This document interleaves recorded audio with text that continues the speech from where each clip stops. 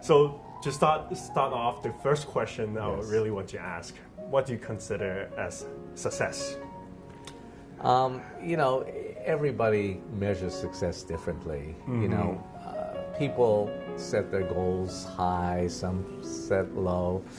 For me, I always try to reach for the moon, the stars. Right. You know, I always try to be the best at what I do. Right. Do it with a style. And I guess if people judge you, they like what you're doing, then it's successful. Right. If they don't like what you're doing, it's not successful. And so, although you can set your goal very high, you have to have people to buy into your vision, to buy into what it is that you're trying to do. And that's basically the way I've always measured success. In the past, you mentioned about world class, first class and world class. Yes. How do you define being, you know, in first class? As an entrepreneur, or even not an entrepreneur, in life, it's easy for me to equate, I fly so much, to first class, business class, economy class. And I've always traveled first class, even when I was young, just from myself. I always believed that if someone else can do it, why can't I? Why should they sit in first class and not me? If there's something I want to do, I try to aim for first class because I always say, I preach this many times, if you aim for first class, many times you get to business class. If you aim for business class, you get to economy. If you aim for economy, you'll go broke. So set your standards, even if you're in school, even if you're taking an exam, try to be the best. Try to really outdo everyone else. And once you do that, your marks will be somewhere up. It might not be the best, but it'll be somewhere up there. I remember 10 years ago when I first met you. Yes.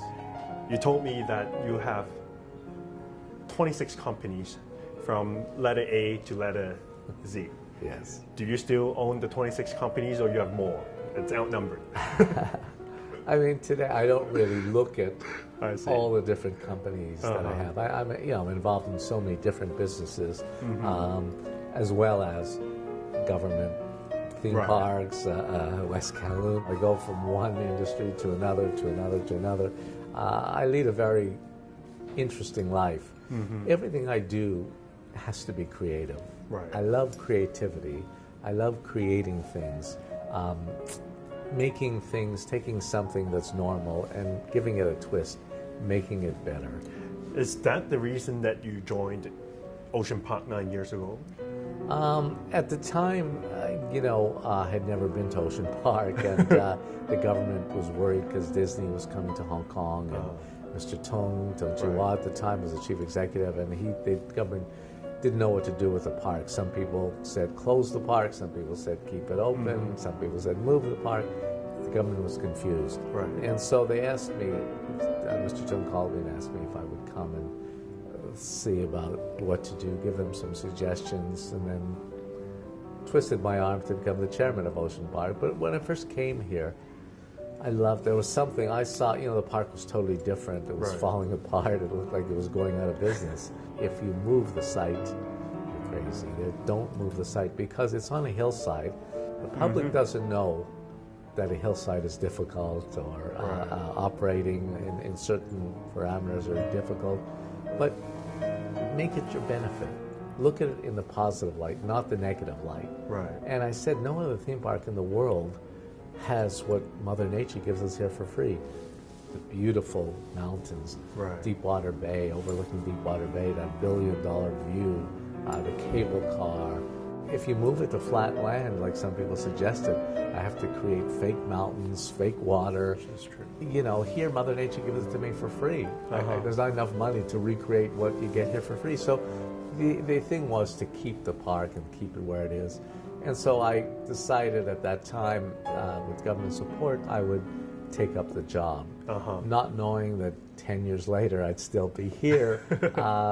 It's normally government likes you to move on after 6 years. It's a guideline, not really a must rule. I've been here now going on 10 years. We've redone the the master development plan. We finished it. You know, no one in theme park world were big news. Is Water World coming back? Yes, this is another What's the idea that I had. Well, because, you know, everywhere, every time I walk out in the street, people always stop me. Oh, why can't you bring back Water World? Why can't you bring back Water World? So I broached the subject to government, and I could see there was a good acceptance because I knew government people also grew up with Water World. And I'm about to go to LegCo to finish the financing for it. But the idea is to make it very, very special. Do it in the Taishuan area, and have an indoor park with a wave. Now we have all the technology, latest technology, wave pool, shows at night, restaurants, overlooking Deepwater Bay, sandy beach, inside, so it's all weather. Also, outside where the flamingos are around the area, we're going to have also great slides. So if the weather's really nice, you can go outside and slide inside and really have a long run. I think there won't be anything like it in the world when we're finished with it. So we're just in the final process of getting the approvals, and hopefully we can go ahead with it, and I think it'll be very exciting for Hong Kong. Great, that's great. So we continue being in Ocean Park? I would like to, but obviously it's not my decision. It's something that the government has to decide. You know, I mean, I'd love to stay on. I work very well with the staff here, the management. We have a great relationship. We brainstorm always. I'm here very often, constantly having meetings, brainstorming, coming up with different ideas, and listening to the staff's ideas and making it happen. Personally, I admire you a lot. You are one of my idols. I'm for sure not only myself, but a lot of Hong Kong entrepreneurs and people, they admire you a lot. And do you have an idol that you would look up to? It's funny, I've been asked this question many times. No. No. to be quite honest, not really. My dad died when I was 7 years old. I grew up myself, basically always fending for myself, thinking for myself. I never really try to model myself after someone. You know, I know almost every famous person in the world. I've been with them, whether it's presidents, whether it's prime ministers, whether it's entrepreneurs. At some point in my life, I feel very gifted.